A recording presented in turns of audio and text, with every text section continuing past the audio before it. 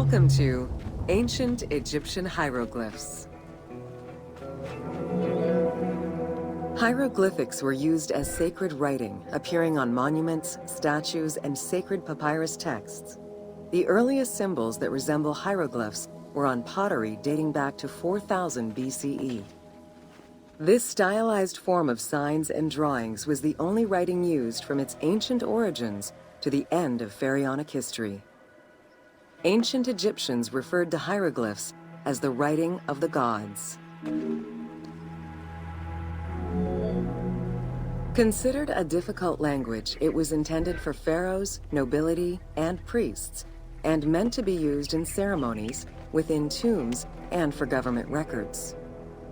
Since few Egyptians were able to read the ancient hieroglyphs, the mythological aura around the language was persistent, even in their own culture.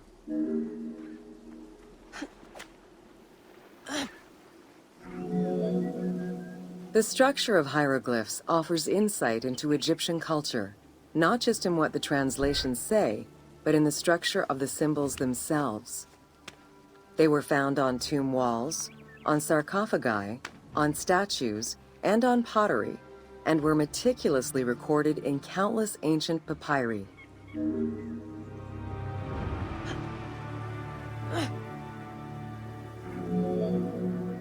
In many temples, priests would perform rituals and daily offerings. These were accompanied by hieroglyphs used as spells.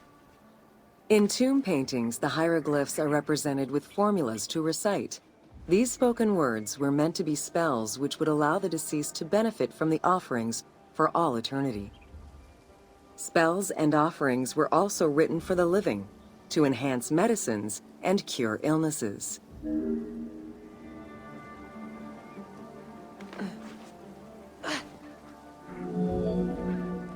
The most famous of ancient Egyptian documents is the Book of the Dead.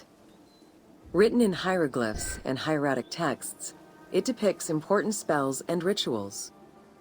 These spells were intended to ensure a smooth transition from life to death and allow the deceased to safely navigate the perils of the afterlife.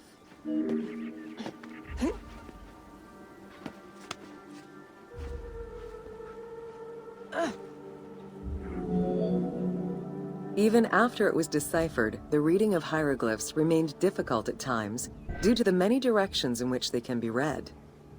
Depending on the orientation of the signs, hieroglyphs can be read left to right, right to left, horizontally or vertically, though never bottom to top.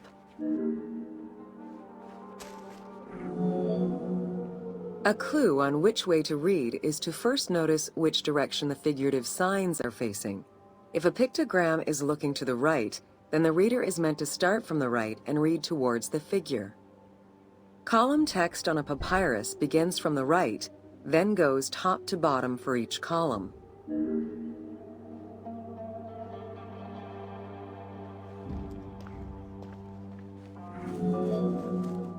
Text written on tomb walls resembles the structure of a page from a comic book. The text can be placed in front, behind, or above the character, and its symbols look in the same direction as the character. Another clue is that the name of a god or hieroglyphs meaning gods or kings are always written before the descriptive text.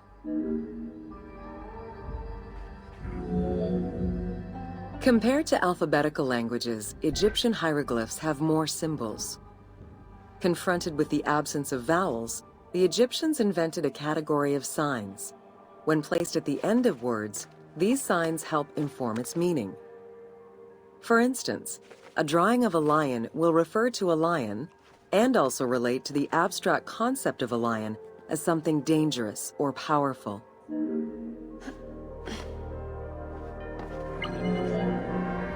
Middle Egyptian hieroglyphs contained a little more than 700 signs. By the end of the Greco-Roman period, there were 10,000 signs. Egyptologist Sir Alan Gardner created a list classifying common hieroglyphic signs and their variants.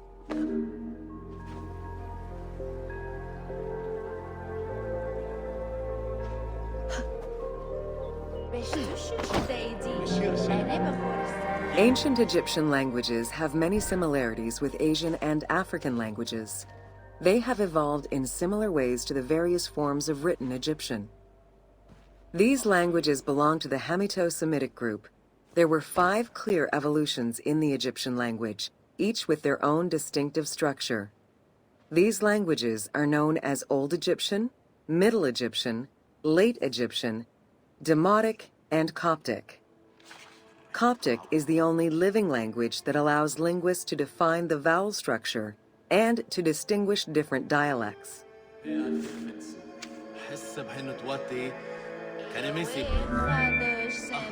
While hieroglyphs and hieratic script give us an idea as to how the ancient Egyptian language was structured and written, the way it was spoken is still up for debate.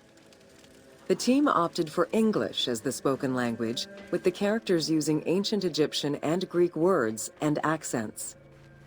The language that is spoken in the background by the crowds is largely based on Sir Alan Gardner's Egyptian grammar.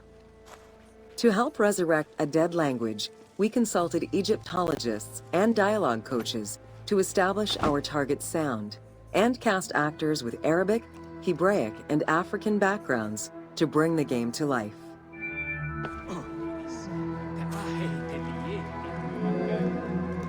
After Alexander the Great's arrival in Egypt and the establishment of his reign, Greek became the language used by the governing bodies. The inability to read hieroglyphs caused resentment among the Greek population. It's from this tension that the Rosetta Stone was created.